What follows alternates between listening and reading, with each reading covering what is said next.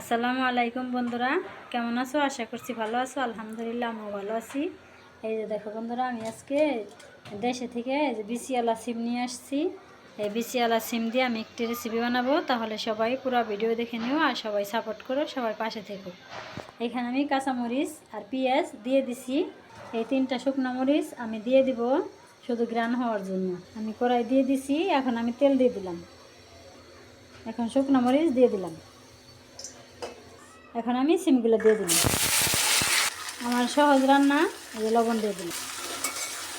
এইভাবে সিম ভাজি করে গরম গরম ভাত খাইলে অনেক ভালো লাগে।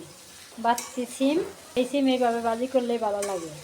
এই সহজ রান্না দেখতে চাইলে সবাই আমার পাশে থাকবে।